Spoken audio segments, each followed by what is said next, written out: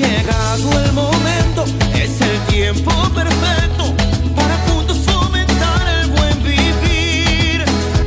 Y la meta no es lejana si tenemos la confianza que la fe y la voluntad mueven montañas.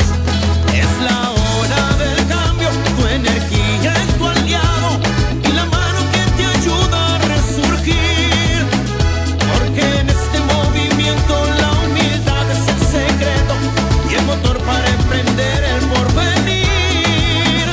Movimiento nacional por la esperanza. Toda meta es visible, toda meta se alcanza. Movimiento nacional por la esperanza. El futuro si es posible, no perdamos la confianza.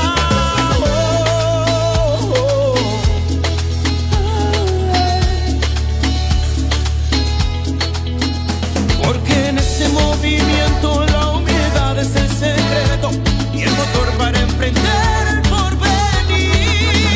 Movimiento nacional por la esperanza. Toda meta es visible, todo se alcanza. Movimiento nacional por la esperanza. El futuro si es posible, no pierdas la confianza. Oye, es el movimiento nacional por la esperanza, donde todo se hace posible, donde todo se alcanza. Y sembrando el futuro haremos historia y a paso seguro veremos la gloria. Sembrando el futuro haremos historia. Llegó ese momento, llegó la hora, poquito a poquito todo mejora. Sembrando el futuro haremos historia. Que la confianza de saber que con fe y esperanza va a suceder. Sembrando el futuro. Y ahora quiero que todo el mundo se sume a este movimiento con este coro gigante que dice así: 1, 2, 3.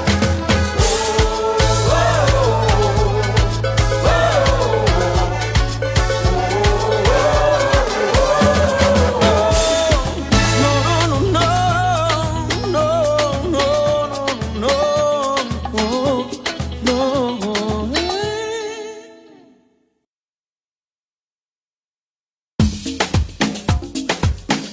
Movimiento Nacional por la Esperanza te quiere invitar a formar parte de esta gran comunidad digital, en donde compartimos las asambleas virtuales semanales, así como el panorama político-electoral nacional e internacional.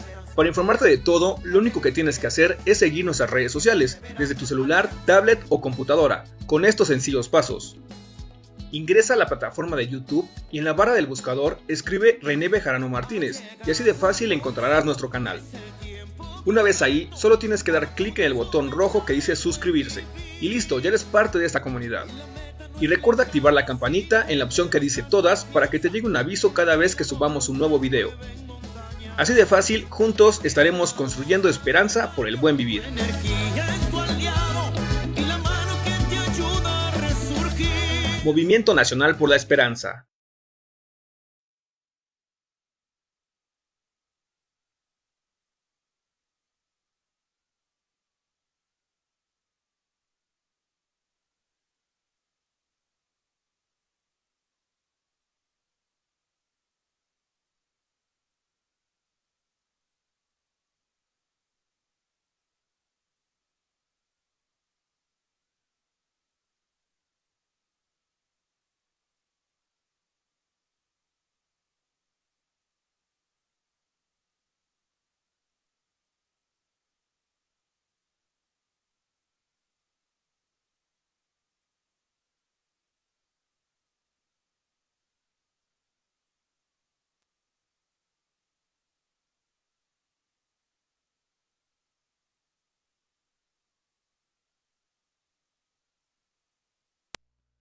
Nacional del MNE,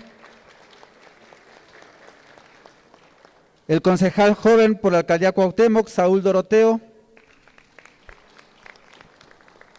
y desde luego nuestro dirigente nacional, el profesor René Bejarano Martínez. Para iniciar con nuestra ronda de participaciones, le cedemos el micrófono a la compañera Maite Camacho.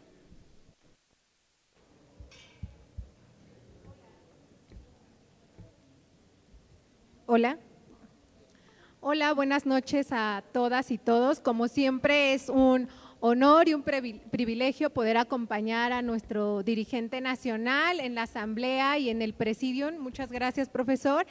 Y pues bueno, yo estoy muy contenta, como lo mencionó el compañero, pues bueno, traigo en equipo a diferentes jóvenes y estoy muy contenta porque estamos impulsando, estamos trabajando desde hace varias semanas en un proyecto que tiene como objetivo impulsar y retomar el tema de las juventudes en el Movimiento Nacional por la Esperanza, no solo en la alcaldía Iztapalapa, lo cual me da mucho gusto que se estén sumando las y los compañeros del movimiento a esta estructura que tiene como objetivo impulsar la parte de la juventud en el movimiento, pero también posicionar al MNE en las diferentes alcaldías y por supuesto favorecer los proyectos de nuestro gobernante, de nuestro presidente Andrés Manuel López Obrador.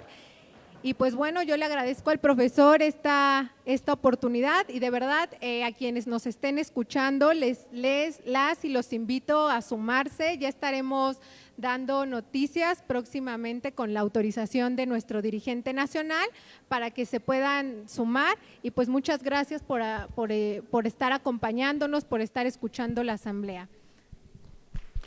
Muchas gracias, compañera Maite, por el mensaje. Ahora le cedemos el micrófono al compañero Franklin Saucedo. Buenas noches a todos los presentes. Para mí es un honor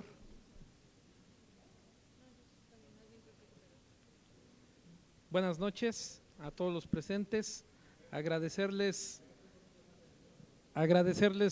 su llegada aquí, como cada semana, al llamado de nuestro líder nacional, el profesor René Juvenal Bejarano Martínez, presidente nacional del Movimiento Nacional por la Esperanza. Agradezco la invitación a esta asamblea semanal, informativa y global. Es un honor para mí compartir el presidium junto a usted, profesor. Aprovecho también la oportunidad para pedirle su anuencia para que en Papalotla podamos hacer la apertura de una casa de gestión social del MNE para poder llevar a cabo las gestiones necesarias para que al pueblo le llegue lo acordado, le lleguen los programas sociales que nuestro presidente Andrés Manuel López Obrador ha llevado a cabo en su cuarta transformación. De no existir inconveniente, profesor, le pedimos sea usted quien inaugure estas instalaciones, nos dé ese honor. Además, le reitero mi compromiso, el compromiso de los compañeros de Papalotla, de trabajar organizadamente en la votación para la consulta de revocación de mandato de nuestro presidente Andrés Manuel López Obrador el próximo 10 de abril. Agradezco la invitación también al contador Cecilio Pérez Castañón, pero sobre todo dejar en claro, profesor, que no pararemos ni haremos caso omiso, ni mucho menos detendremos lo que se tenga que hacer para que el día 10 de abril llevemos a cabo una consulta popular al llamado del presidente de la República para decir sí, que siga el presidente Andrés Manuel López Obrador. De nueva cuenta, y ya para cerrar, profesor, darle mis felicitaciones muy afectuosas por la excelente ponencia hecha el día 19 de este mes en Acapulco, Guerrero, en donde además de ser excelente, fue muy realista. Hoy creo que todos los mexicanos que militamos en la izquierda debemos de unirnos, no debe haber divisiones, no debe haber egoísmos, al contrario, debemos unificarnos y tener una izquierda sólida para llevar a cabo la 4T y ampliar el panorama que nuestro presidente Andrés Manuel López Obrador ya ha conseguido. No solamente, como usted bien lo señalaba, es ganar una elección y terminar el mandato y ya, no, seguir las bases que ya inculcó el presidente y como usted mismo lo dijo, de forma organizada, de forma consciente, de forma libre, convocar a amigos, compañeros de trabajo, a familiares, a compadres, a decir sí al presidente Andrés Manuel López Obrador.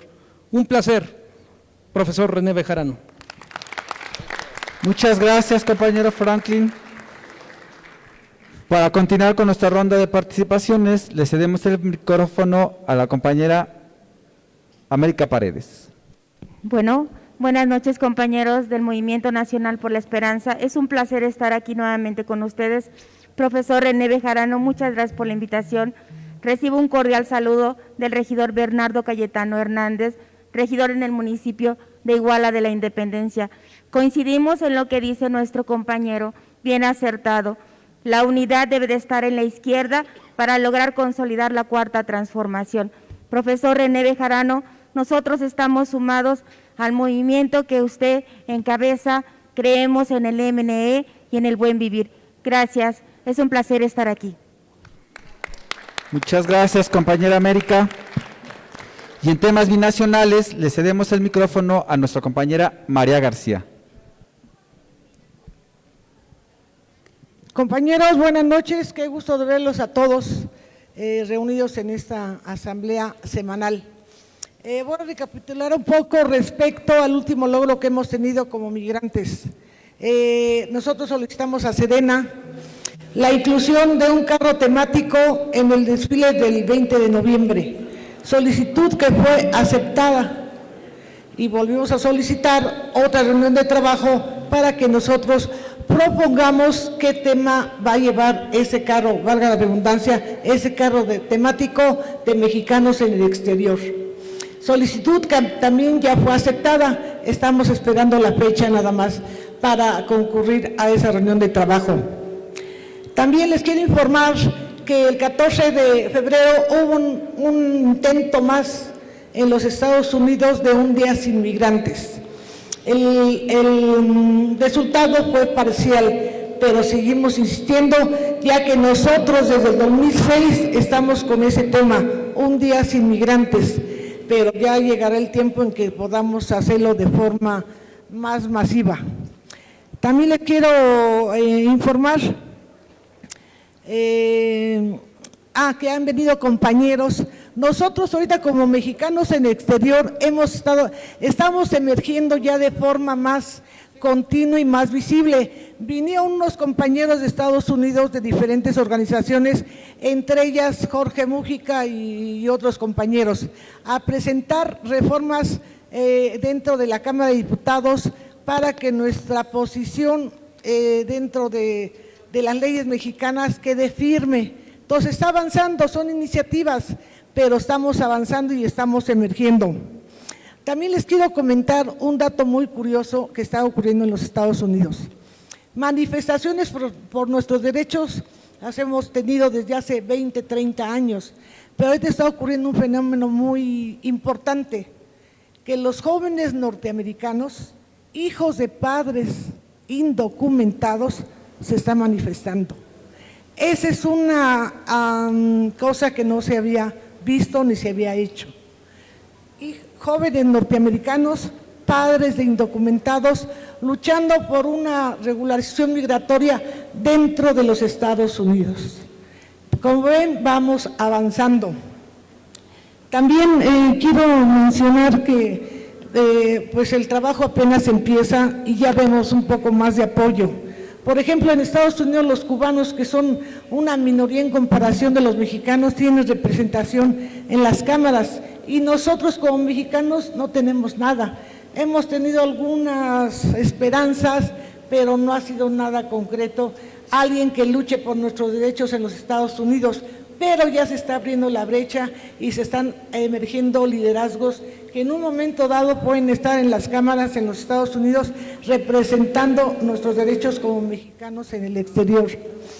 Y como ven, compañeros, vamos a tener el encuentro municipalista, que ahí vamos a estar presentes los mexicanos en el exterior, haciendo saber que nuestras familias en México, que habitan todos esos municipios, deben de ser atendidos y tienen que ser atendidos dentro de esa comunidad binacional que ya existe, pero que está todavía invisible. Esperamos que este encuentro municipal nos dé un poco más de visibilidad y atiendan a esta comunidad binacional, que no nos vean como un problema, sino como una solución, porque tenemos otras cosas que ofrecer en bien de nuestra comunidad. Compañeros, buenas noches y muchas gracias. Muchas gracias, compañera María. Y con tema relacional.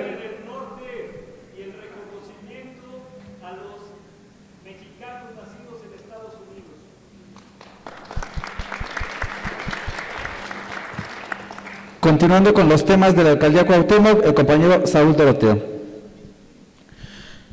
Compañeras, compañeros, buenas noches del Movimiento Nacional por la Esperanza, quienes se dan cita esta noche, esta linda noche de martes, y a todas y todos los que nos siguen por las redes sociales. La semana pasada yo daba un balance de lo que han sido ya casi 5 meses del desgobierno en la alcaldía Cuauhtémoc. No sé si recuerden los que vinieron, yo les dije, pues lo más grave que ha hecho la alcaldesa es golpear policías, secuestrarlos y robarlos. Pues creo que me vio porque se superó esta semana. Si recuerdan, el martes pasado yo les comentaba que la licenciada y compañera nuestra, dirigente nacional, Dolores Padierna, tendría asambleas informativas sobre la reforma eléctrica. Pues la alcaldesa mandó operativos, ferias gratuitas, podas a diestra y siniestra y a golpeadores para evadir y para hacer todo lo posible para que esas asambleas sobre la reforma eléctrica no se llevasen a cabo. El día más grave fue el viernes 18 de febrero, no sé si algunos estén al pendiente.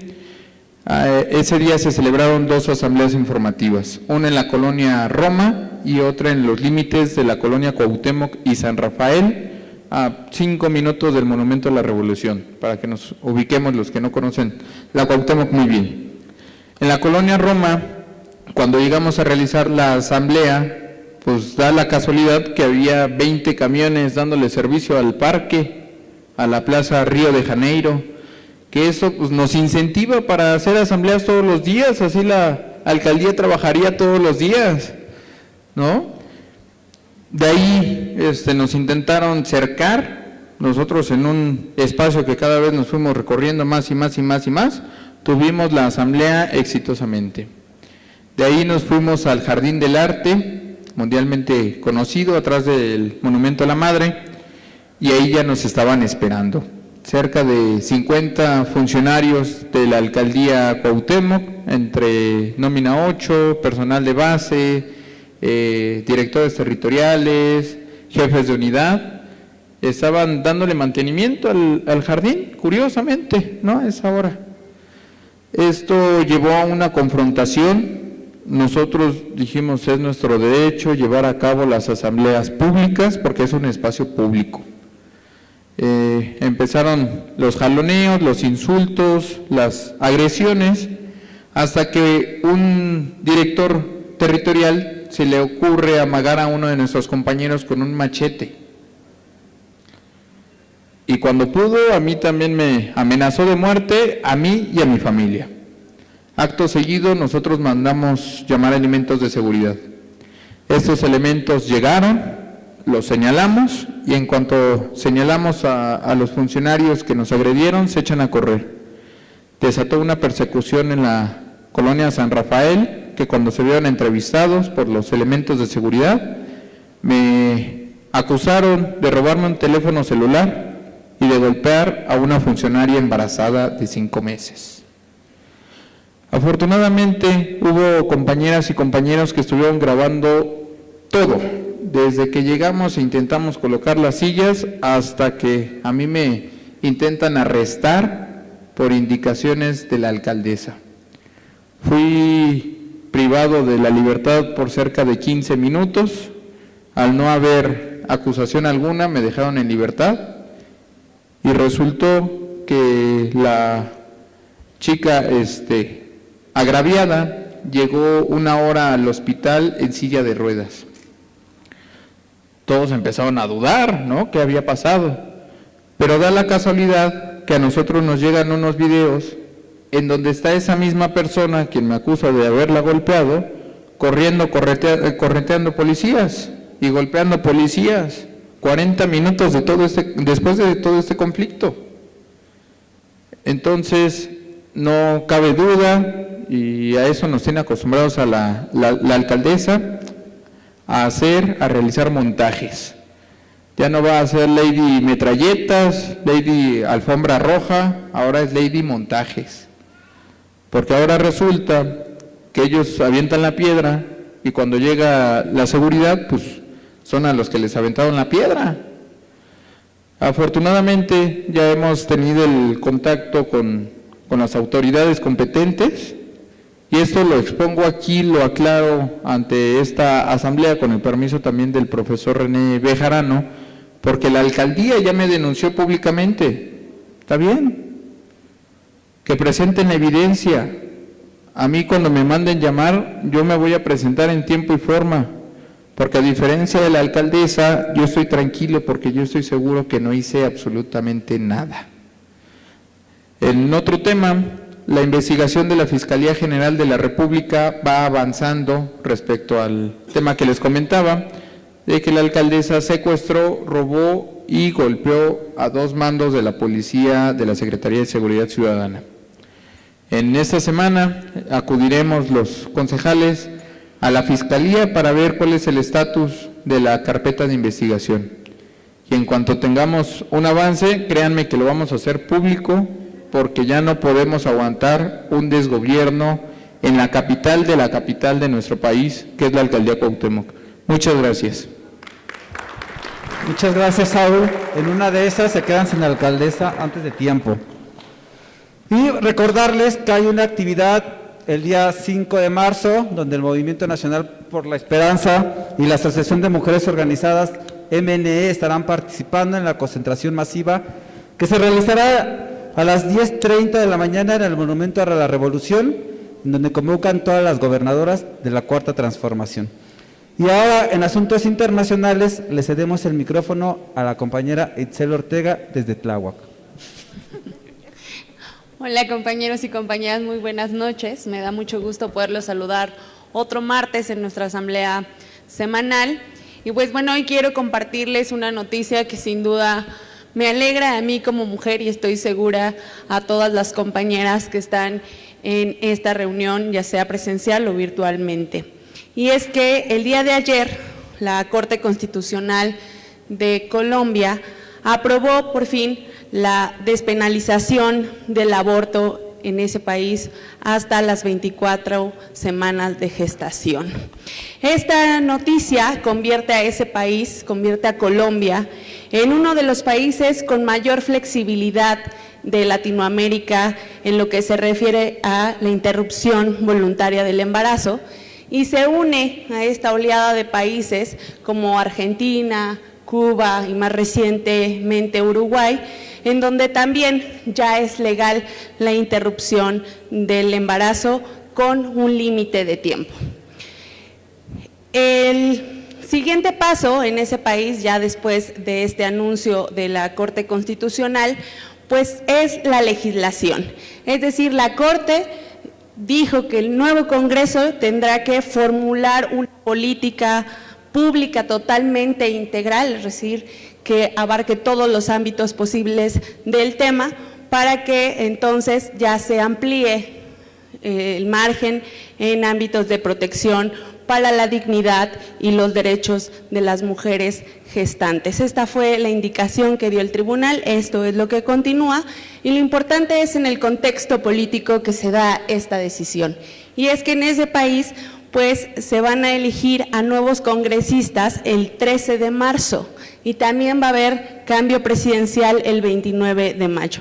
Entonces estos cambios pues sin duda pues son importantes, pero ahora este tema va a ser determinante también para sumar o no votantes. Esta postura política que adopten los y las candidatas pues va a ser de definición para su triunfo o no.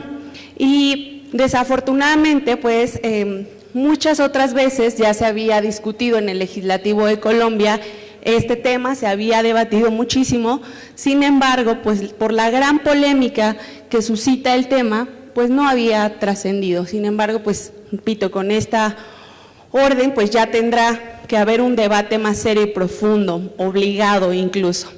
En cuanto a los candidatos presidenciales específicamente, ya todos se pronunciaron, ya todos dieron a conocer su postura y afortunadamente todos, y estratégicamente también, todos a su modo pues están a favor de lo que la Corte Constitucional determinó en el tema. Esta decisión histórica pues que establece que las mujeres pueden interrumpir su embarazo hasta la semana 24 de gestación sin incurrir en un delito, pues digamos que trasciende porque en ese país las mujeres que practicaban y los doctores que le ayudaban, que las asistían, podían ir a la cárcel hasta por 3 años, solo por tomar la decisión de interrumpir su embarazo. Entonces, esta decisión ya elimina este delito en su totalidad, repito, con este límite, aunque la propuesta original de las feministas de Colombia era que no hubiera un límite de semanas de gestación. Sin embargo, bueno, la Corte así lo decidió y el debate, por supuesto, tendrá que seguirse dando para que se puedan ir también suscitando cambios en este ámbito. Y es que fue un cambio tan importante y que ya logró superar algo y que esperamos seguir superando, porque anteriormente, además de que implicaba un delito, pues se tenía muy acotada el por qué una mujer podía interrumpir su embarazo en ese país. Eran solo 3 las razones por las que podía hacerlo. Una es porque la mujer corría muchísimo riesgo cuando estaba embarazada y muchas veces esta decisión médica no era justamente tomada porque el feto tenía malformaciones que realmente eran incompatibles con una vida digna, o bien el acceso, o que este embarazo pues fue por un acceso carnal violento o incesto. Entonces, solo esas 3 eran las razones por las que una mujer colombiana podía abortar. Ahora ya se superó, digamos, hubo un avance en este ámbito y pues es muy importante y a mí me da mucha felicidad compartirlo, porque sin duda en un país, y me atrevería yo a decir en una región conocida históricamente por pues una fe católica y una sociedad muy conservadora, se muestra un importante cambio cultural, un importante cambio que es parte precisamente y está formado por estos movimientos feministas de base que están exigiendo día con día estos derechos, pero también de una generación más joven, más crítica, laica, informada, que ha buscado transformar estas situaciones que de alguna manera coincidimos injustas. Entonces, esta despenalización pues sí supone un avance importante, el reconocimiento al final de la libertad y la autonomía reproductiva de las mujeres colombianas, lo cual no es cosa menor. Entonces, desde aquí, desde México, pues estamos muy felices, enhorabuena por la decisión que se dio en Colombia, y esta felicidad sin duda se extiende por toda América Latina. Entonces vamos a seguir avanzando en el tema. Y por otro lado, pues una noticia que no puedo dejar de compartirles es sobre la crisis de Ucrania, que acaba pues de escalar este conflicto, ¿no?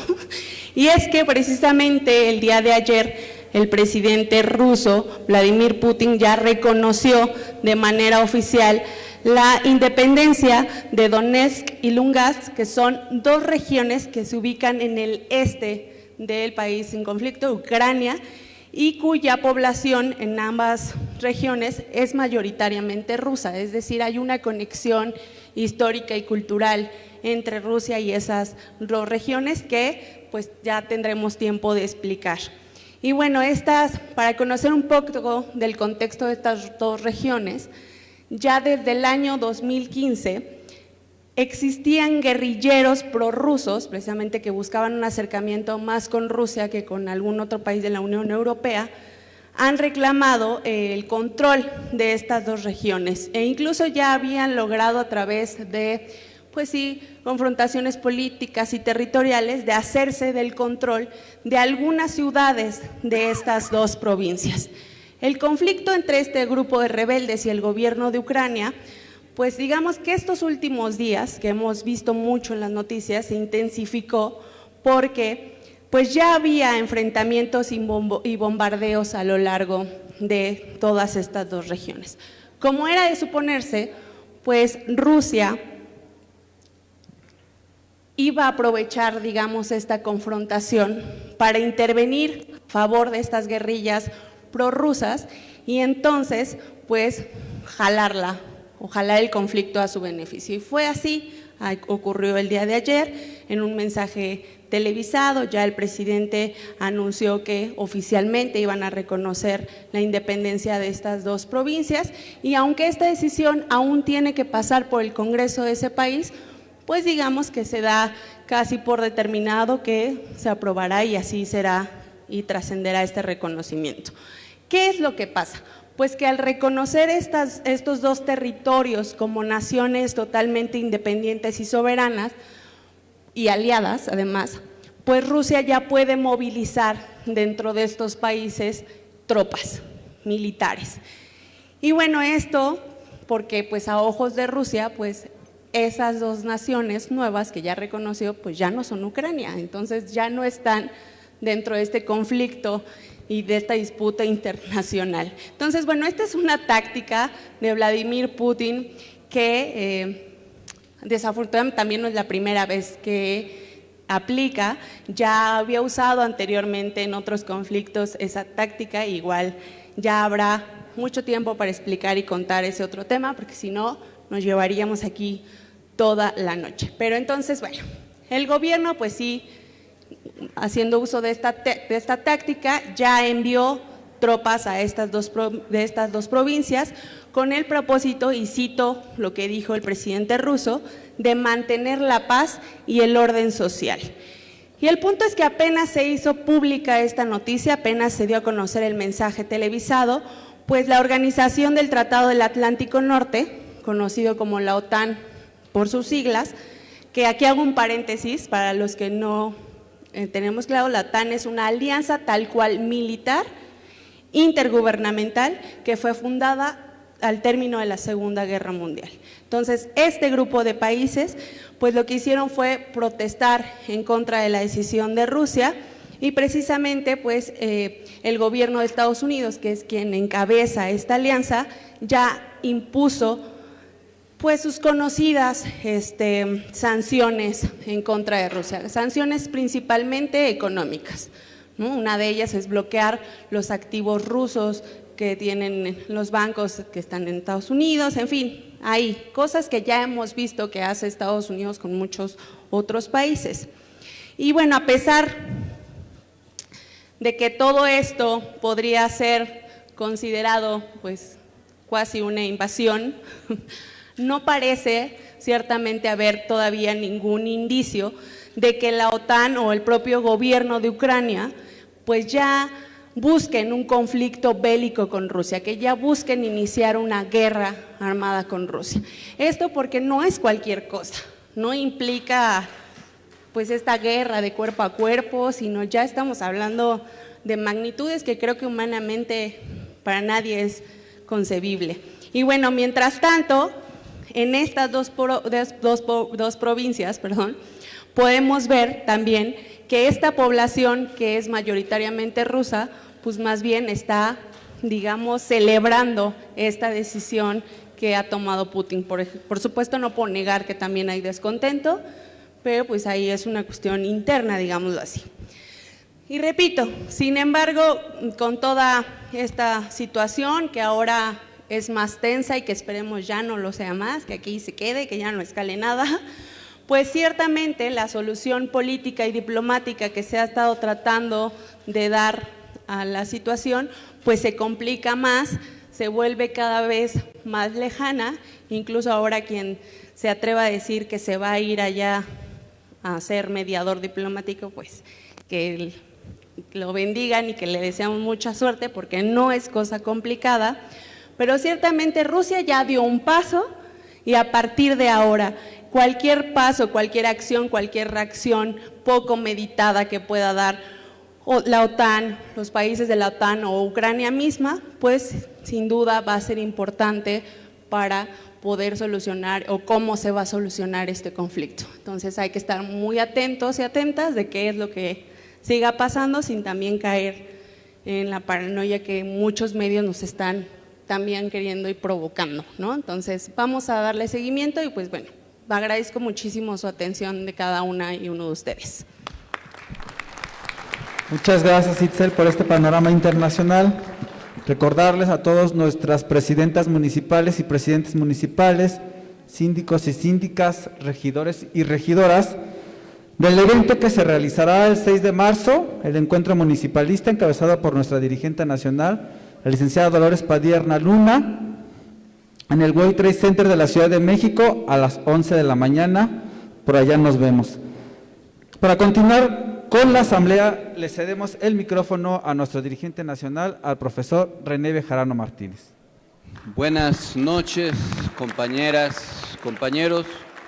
Muchas gracias a todas y a todos los integrantes del presidium que han hecho uso de la palabra, que están presentes, así como a los líderes de diversas entidades de la República, de Zacatecas, de Campeche, de Tlaxcala, del Estado de México, de Guerrero, de la Ciudad de México, desde luego, y también a todas y a todos los compañeros que como cada semana se sintonizan en vivo, como lo están haciendo ahora, o a lo largo de los próximos días, para escuchar la información que damos desde hace ya mucho tiempo, de manera cotidiana, cada 8 días, para orientar, informar y trazar líneas políticas de acción en todo el país.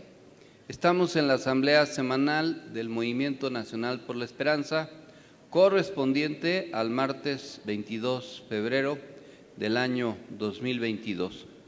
Como lo hemos venido haciendo desde que empezó la pandemia, llevamos el recuento de la estadística de los casos a nivel nacional, a nivel mundial, de las defunciones en ambos ámbitos y de la evolución de las dosis administradas de las diversas vacunas contra el COVID.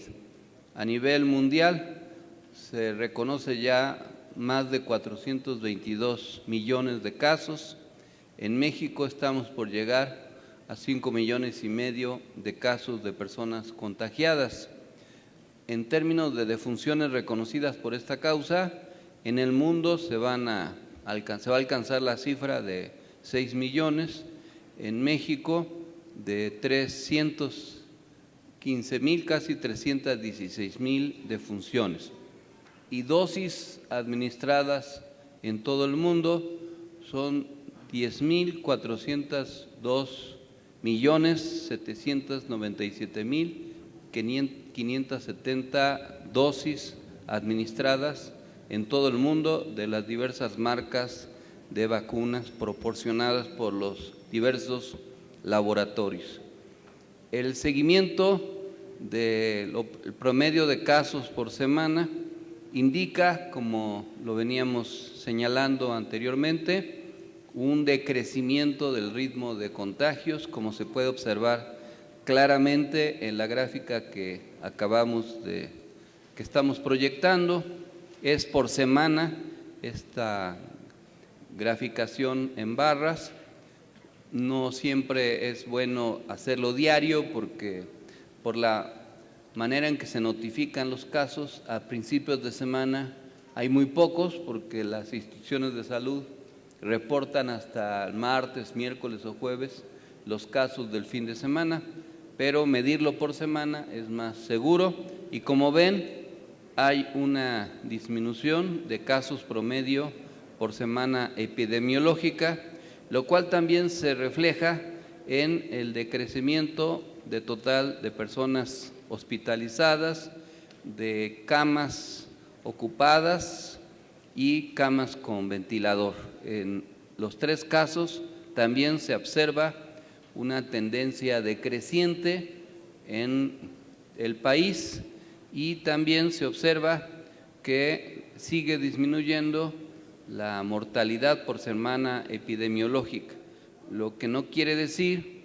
que no haya fallecimientos. Lamentablemente siguen presentándose fallecimientos por secuelas o de enfermedades derivadas del contagio de COVID.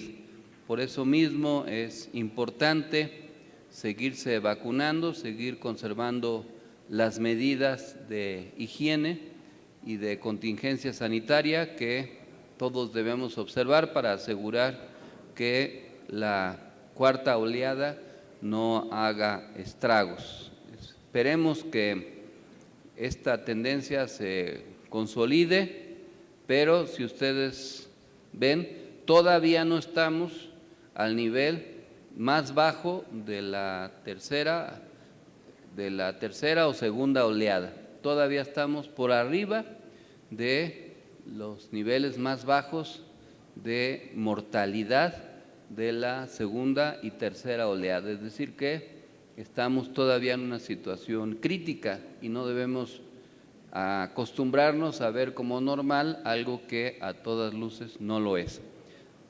Presentamos algunas estadísticas de algunas entidades que es importante señalar como muestra, sería muy largo presentar las 32 entidades, de la notable reducción de contagios, hospitalizaciones y decesos en las 32 entidades federativas, lo cual ha permitido que ahora los semáforos de riesgo epidémico se conserven en verde o en amarillo. No hay ninguna entidad que esté en rojo ni en naranja, lo cual pues habla de un riesgo medio o bajo, pero el riesgo existe y tenemos que seguir asumiendo que esto va a seguir durante un tiempo y esperemos que no haya una quinta oleada, que no se presente otra variante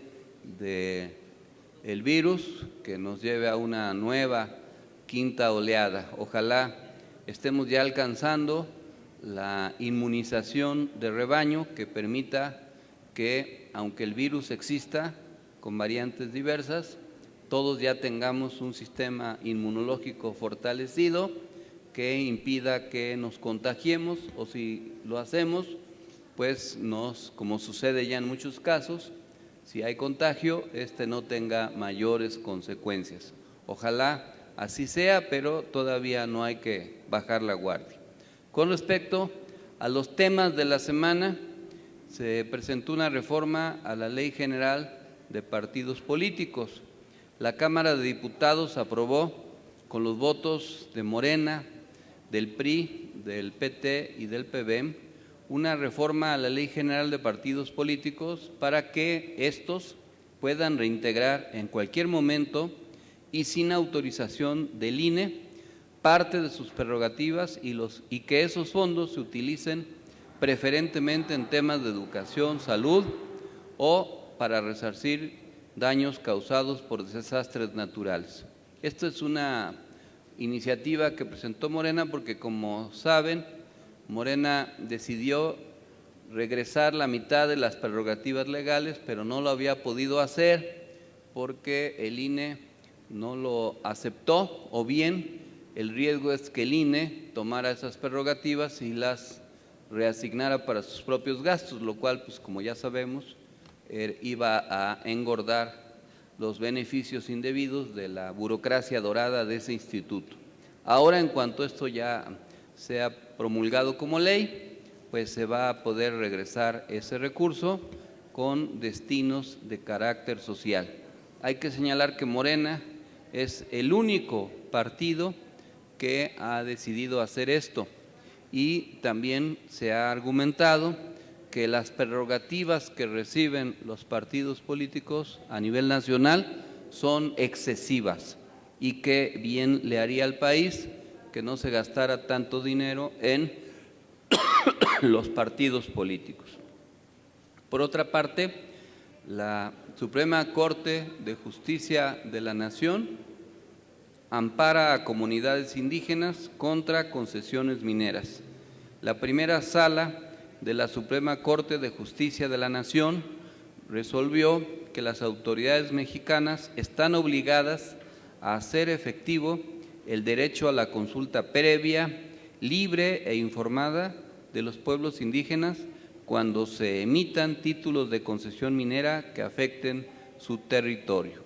La Suprema Corte concedió el amparo a integrantes de la comunidad indígena Tecoltemi, municipio de Iztacamastitlán, Estado de Puebla, para dejar sin efectos los títulos de concesión minera otorgados en 2003 y 2009 a una empresa privada con el objeto de llevar a cabo esta actividad en territorio de dicha comunidad. En otro tema, se dio un incremento en la inversión extranjera directa en el año 2021.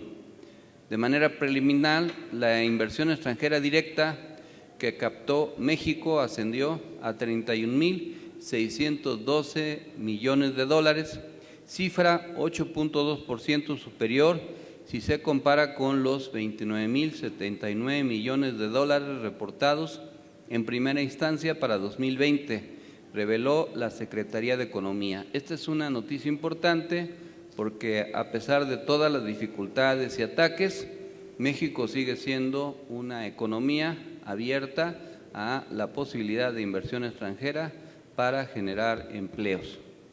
En lo que se refiere al informe de seguridad, en el informe mensual de seguridad, el Gobierno federal destacó que la mayoría de los delitos han tenido una reducción considerable.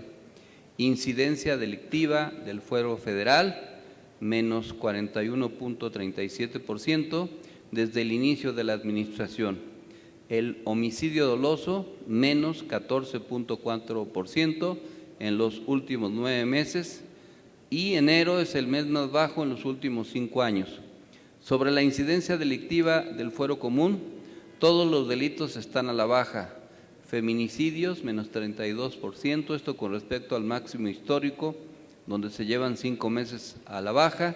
Violencia familiar, bajó 27%, y la extorsión disminuyó 15.6%, y el secuestro también a la baja.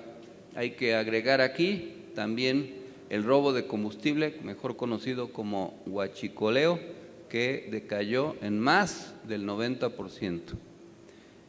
Por otra parte, en torno al tema que se debatió los últimos días, se dieron muestras de la legalidad de la renta de la casa en Texas, que fue señalada calumniosamente por algunos periodistas mercenarios. Carolyn Adams y José Ramón López Beltrán dieron a conocer mediante las redes sociales documentos que muestran que la casa donde vivieron, no donde estaban viviendo, sino de donde vivieron en un tiempo, en Houston, Texas, fue rentada de forma regular. Los documentos que se mostraron muestran un contrato de arrendamiento, un depósito de garantía por el monto de $5,600 y un comprobante de transferencia de pago por el primer mes de renta de la casa. Además, se añadió una queja contra los medios de comunicación que divulgaron noticias falsas y tendenciosas. Enfatizaron que no son personas públicas y que no hay ningún conflicto de interés. En este mismo tema se hizo una auditoría de la empresa Baker Hughes. La empresa informó que contrató a un despacho para investigar si hubo conflicto de interés en la renta de una casa entre un empleado de la empresa o un ex empleado de la empresa y Carolyn Adams, esposa de José Ramón López Beltrán. La investigación de la firma concluye que no hubo conflicto de interés y que la empresa no participó ni se benefició de dicha operación. Baker Hughes dijo que nunca fue consultada ni tuvo conocimiento de la transacción de arrendamiento. La empresa tuvo conocimiento de dicha transacción cuando ésta apareció en los medios de comunicación al ser una operación entre privados. Este tema, como lo veremos más adelante, es muy importante por el efecto que tuvo en el nivel de aprobación del presidente, y por eso es importante que se siga aclarando esta información, por lo que se divulgó masivamente por algunos medios de comunicación. También se presentó una reforma a la ley orgánica, a las leyes orgánicas del Ejército y Fuerza Aérea Mexicana. Entró en vigor la reforma impulsada por el presidente Andrés Manuel López Obrador para reorganizar la estructura operativa y de mando de la Secretaría de la Defensa Nacional, que actualmente encabeza Luis Crescencio Sandoval González. La modificación busca que el titular de la Sedena delegue a la Comandancia del Ejército las misiones que se le encomienden a los elementos y para que el general secretario de la Defensa se concentre en atender la actividad pública de la dependencia. También en la semana se presentó por parte de la Auditoría Superior de la Federación el informe de la Cuenta Pública 2020. David Colmenares, auditor superior de la Federación, entregó el informe general del resultado de fiscalización superior de la Cuenta Pública 2020 y la tercera entrega del informe de resultados de la fiscalización superior de la Cuenta Pública de ese mismo año. Con este informe, que contiene 1.616 auditorías y 9 evaluaciones de políticas públicas, la Auditoría Superior de la Federación da cuenta a la Cámara de Diputados de las observaciones, recomendaciones y acciones que en su caso deriven de los resultados de las auditorías practicadas. Dijo el presidente, todas las irregularidades que encontró la Auditoría Superior de la Federación en la Cuenta Pública 2020 se irán aclarando, ya que primero se audita todo y después se empieza a aclarar, así siempre. Los datos aún son preliminares, sin embargo, lo usan nuestros adversarios, los conservadores corruptos, porque piensan que es lo mismo. Antes se operaba con impunidad, pero ahora ya no, porque no somos iguales. Hay que informarle a la gente, porque se ha venido difundiendo, sobre todo en algunos medios de comunicación, que hay observaciones, irregularidades, se mencionan cifras estratosféricas. Hay que decir que el procedimiento es el siguiente: se programan auditorías de diverso tipo, de desempeño, financieras, administrativas, laborales, etcétera. Se llevan a cabo y lo que se informa primero es un informe de resultados mediante un pliego de observaciones.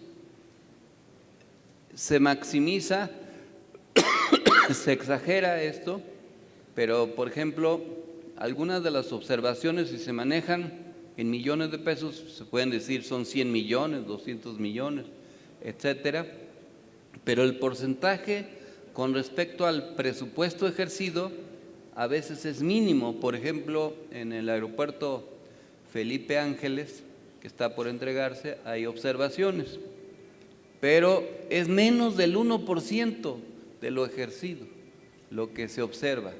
Pero además ni siquiera está firme, porque una vez que se entrega el pliego de observaciones, la autoridad, el ente responsable, o sea, el órgano administrativo, tiene el derecho de solventar las observaciones. Por ejemplo, se puede decir, faltó un contrato, no se encontraron evidencias administrativas de que tal bien se hubiera comprado, etcétera. Y corre un periodo de tiempo. Si luego estas observaciones se solventan, ahí terminó el asunto. Normalmente no todas las observaciones se solventan y entonces se hace ya un periodo de observaciones, ya sean administrativas y o de carácter penal. Pero todavía, aún suponiendo que se inicien procedimientos de este tipo, las autoridades responsables tienen derecho a acudir a tribunales que puedan resarcir el daño, si es que existe. Y también con frecuencia sucede que la autoridad pues puede ganar en los tribunales la observación correspondiente. Por ejemplo, a algunos municipios se les observa y se dice que desviaron recursos porque gastaron 10 millones en una obra, pero ese dinero era para otra obra. No quiere decir que se robaron los 10 millones, sino que en lugar de pavimentar una calle, pavimentaron otra. Y entonces hacen la observación. Claro que la autoridad municipal pues tiene tiempo y puede aclarar que ahí está la obra, está el pavimento, etcétera, y normalmente sí, ese tipo de observaciones pues terminan siendo observaciones de carácter administrativo, pero no son de otro tipo. Pero como estamos en una época de combate político electoral mediático, pues todo se utiliza para pretender dañar la imagen de la Cuarta Transformación, y hay que estar aclarando recurrentemente todos y cada uno de los temas para evitar que el daño se consolide. Con respecto al tema de la ratificación del mandato, el Consejo General del Instituto Nacional Electoral aprobó por unanimidad un gasto de 1.692.5 millones de pesos para la realización de la consulta de ratificación de mandato, a la cual se someterá el presidente Andrés Manuel López Obrador el próximo 10 de abril. De acuerdo a lo que expresaron los consejeros electorales, dicha medida respondía a las nuevas medidas de racionalidad y disciplina presupuestaria. Además, indicaron que se pudo lograr economizar 125 millones, los cuales se sumaron a otros rubros, por lo que el INE contará con un ahorro, según ellos, de 4.6 millones. En 416.6 millones. Hay que aclarar que en el Consejo General del INE, Morena argumentó la posibilidad de que se utilizaran 1,000 millones de pesos más, pero los consejeros, en su mayoría ligados al antiguo régimen, se negaron.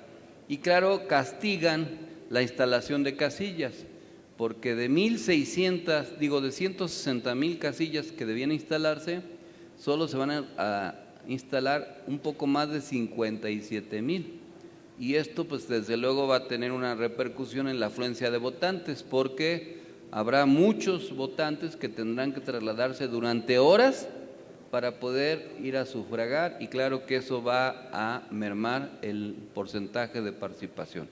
Aún así, es importante que se haga la consulta y que la mayoría de gente pueda ir a votar. En otro tema, se presentaron ya denuncias penales en Michoacán. La Secretaría de la Contraloría del Gobierno de Michoacán presentó 4 denuncias penales en contra de exfuncionarios del gobierno que encabezó en el pasado el periodista Silvano Aureoles Conejo, y una más en contra de un representante legal de una empresa privada por mal manejo del gasto público por 5,000 millones de pesos. Hay que señalar que uno de los personajes que financian a los periodistas mercenarios de la agencia de noticias Latinus es precisamente Silvano Aureoles. Por otra parte, un engendro demoníaco regresó a la política. En realidad nunca se ha ido. La exdirigente sindical de los maestros, Elbester Gordillo, anunció su regreso a la política mexicana al declarar que la ley se aplica según la intención política, no sobre hechos reales. Criticó a Andrés Manuel López Obrador, diciendo que llegó a la presidencia con la ilusión de muchos mexicanos, pero según ella no encontró la forma de materializar sus promesas, y a las confrontaciones estériles que no ayudan a un país pluriétnico, multicultural, donde la pluralidad y la democracia han sido un sueño.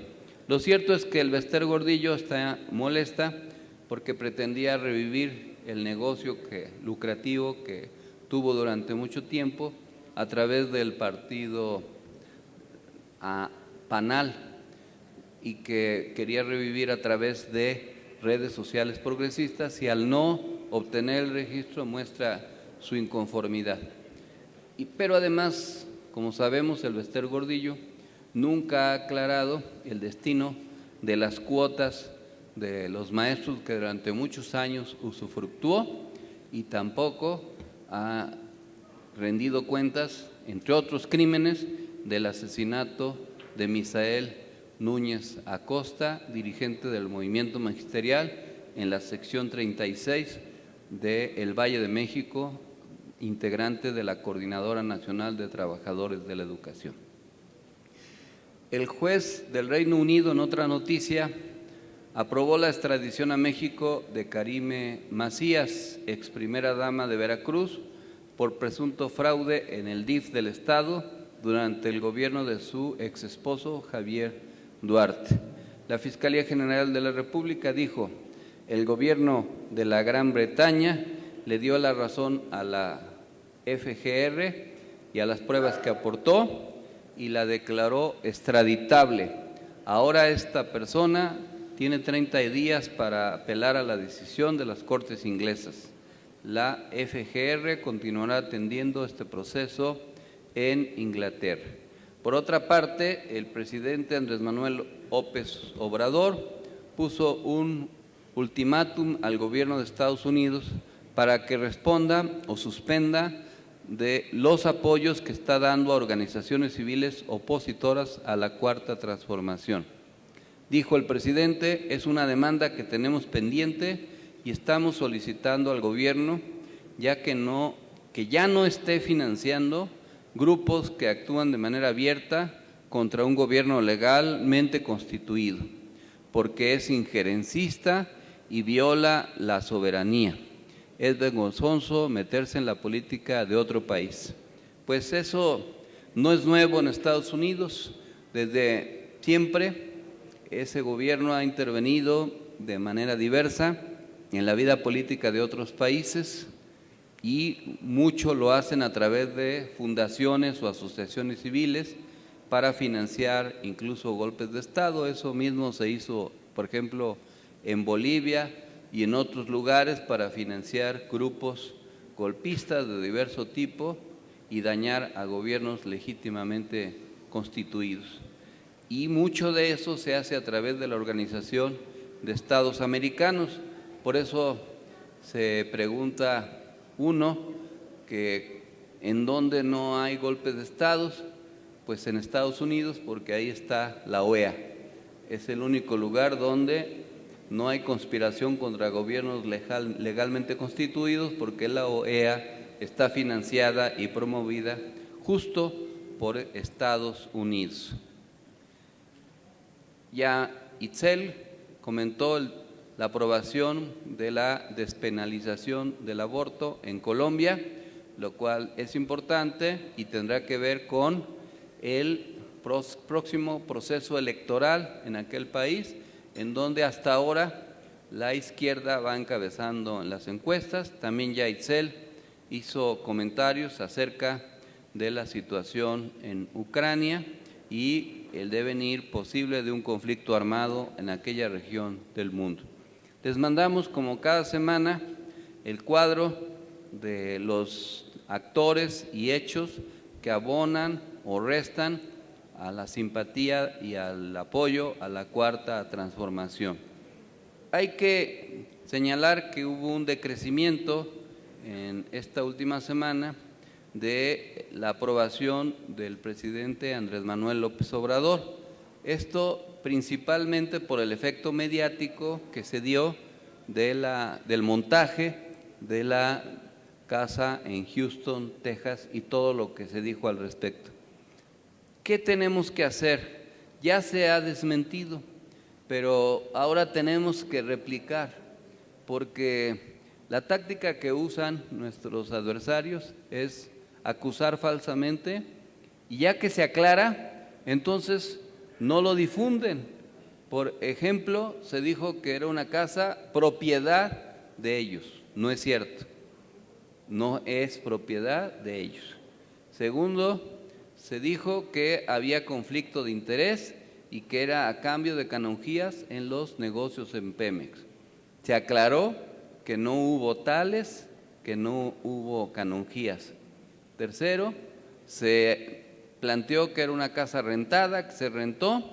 Ahora ya se aclaró que se le rentó a un ex empleado de la empresa y ya se presentó el contrato, pero ahora ya no aclaran de que ya se presentó. Ya también se aclaró el modo de vida, el ingreso tanto de cada uno de los integrantes de esa pareja, pero ahora no se quiere reconocer este hecho y se quiere equiparar con otros episodios que no tienen nada que ver, como el de la Casa Blanca de Peña Nieto, que sí era propiedad de él y de Angélica Rivera, y que esa sí fue como otra en Malinalco, a cambio de los contratos de obra que le otorgaron a una empresa de carácter internacional por obras en el Estado de México. Pero todo eso se dijo, se acusó, se exageró, se exacerbó.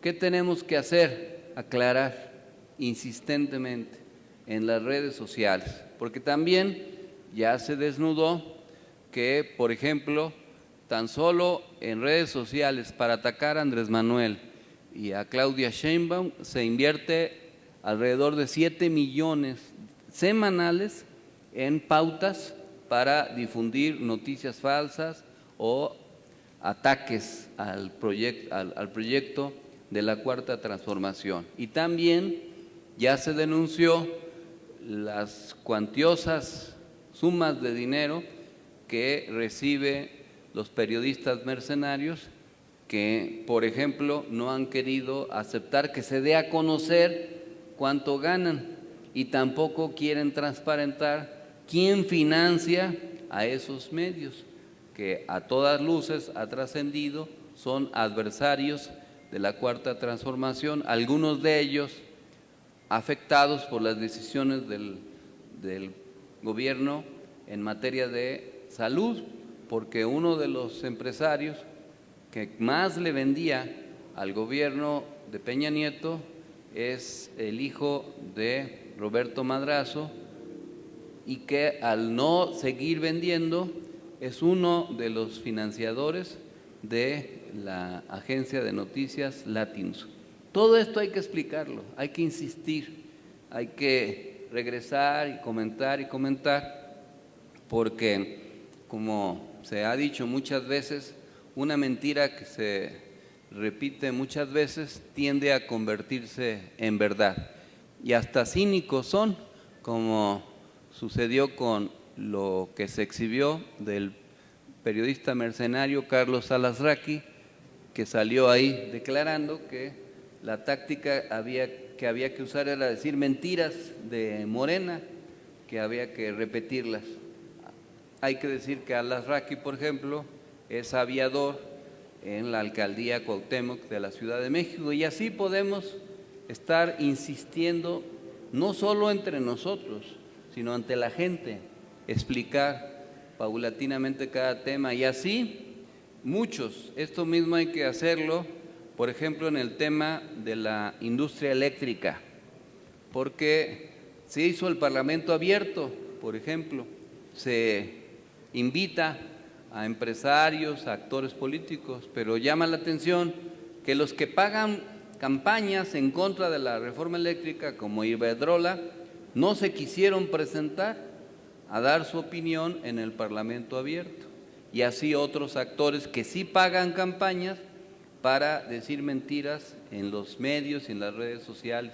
También se invitó a periodistas mercenarios para que fueran a dar su versión, que también reiteradamente están combatiendo la propuesta de reforma eléctrica, y declinaron participar. Eso es una muestra de que realmente no les interesa un debate y lo que quieren es generar una animosidad en contra de la Cuarta Transformación. ¿Qué nos toca hacer a nosotros? Informar permanentemente, desmentir y tratar de revertir ante la gente los diversos efectos de los diversos temas. Aquí, por ejemplo, viene una estadística de la percepción en los diversos temas de la realidad nacional y ver cómo está la aprobación del presidente y de Claudia Sheinbaum comparado con los alcaldes de la ciudad. Esta semana, como cada semana, hemos seguido trabajando intensamente, recibiendo a líderes, atendiéndolos, realizando gestiones, platicando, organizando. Les quiero agradecer a todas y a todos los compañeros que se conectaron o asistieron a Acapulco que se conectaron a la conferencia que se impartió el pasado sábado allá en Acapulco, a los que aprovecharon la promoción de ir con todos los gastos pagados por su cuenta, pues sí también que hayan ido, que hayan disfrutado del paradisíaco clima y ambiente de aquel lugar. Fue un éxito. Les invito a leer la ponencia, a revisarla, a comentarla. Es una ponencia acerca de los retos de la izquierda mexicana rumbo a la sucesión presidencial del 2024. Ahí se plantea una serie de hipótesis que desde luego están sujetas a comprobación, análisis, a estudio, pero es para contribuir al debate. Vamos a continuar con este ejercicio. El próximo domingo voy a ir a Guadalajara. También están invitados para acudir con todos los gastos pagados por su cuenta para que nos acompañen. En esa ocasión vamos a hablar de qué estrategia seguir con respecto al movimiento ciudadano. ¿Por qué es importante? Porque en el ambiente polarizado que hay entre el PRIAN-RD por un lado y la alianza conservadora y la alianza, progresista de Morena, el PT y Verde y PANAL en algunos estados, pues se ha puesto en medio como una estrategia lo que se ha dado a llamar un partido que se llama Movimiento Ciudadano. Hay que caracterizar a ese proyecto político, revisar su historia, ver su práctica. ¿Por qué lo vamos a hacer? Porque, como saben, el Movimiento Ciudadano gobierna Jalisco y es el ejemplo de lo que ha sido su desempeño y, sobre todo, qué tiene que hacer la izquierda para volverse mayoría en Jalisco. ¿Qué hay que hacer y desarrollar? Pero también cómo enfrentar este tema en la elección del 2024, porque como también se sabe, el Movimiento Ciudadano gobierna también a través de ¿cómo se llama? Se va a enojar porque se me olvidó su nombre, Samuel García, el gobierno del estado de Nuevo León, y tienen ahí un alfil que han manejado como presunto candidato presidencial al hijo del malogrado político priista Luis Donaldo Colosio Murrieta, de nombre similar. Ese es un tema que hay que abordar y, aprovechando la visita a Jalisco, pues vamos a ir abordando esa dinámica, tratando también de hablar con algunos de los actores de la izquierda jalisciense para posicionarse de mejor manera. Vamos a estar allá el próximo domingo y si no hay quinta ola, pues vamos a seguir visitando entidades o regiones. Ya estamos platicando con diversos líderes para hacerlo ya de manera más intensa. Les recordamos dos eventos importantes que necesitamos que promuevan la participación. Uno, en el marco del aniversario del Día Internacional de la Mujer, el sábado 5 de marzo a las 10:30 de la mañana en el Monumento a la Revolución de la Ciudad de México, un encuentro nacional de mujeres por la Cuarta Transformación. No es únicamente para mujeres, pero obviamente prioritariamente mujeres. Entonces, nos gustaría que inviten, que convoquen, que participen. Y luego, el día 6 está en el World Trade Center el encuentro municipalista que se pospuso un mes. Acuérdense que se iba a hacer el 6 de febrero. Ese encuentro pues es muy importante, van a participar personajes muy importantes de la Cuarta Transformación, gobernadoras, gobernadores, pero lo más importante es que participen alcaldes, síndicos, regidores, dirigentes sociales y políticos para trazar una ruta progresista en el nivel municipalista. Esta es una cuestión importante que estamos promoviendo y que esperamos que puedan contribuir ustedes a lograr que sea un éxito. También este evento es con todos los gastos pagados por su cuenta. Si pueden venir a la entrada de la ciudad, todo va a ser gratuito para entrar. Ya si compran algo o se hospedan, pues sí tienen que pagar, pero la entrada en general es gratis, salvo los peajes en las carreteras. Les agradecemos mucho su participación. Vamos a continuar en el trabajo intenso, como debe de ser. Les pedimos que se sigan cuidando.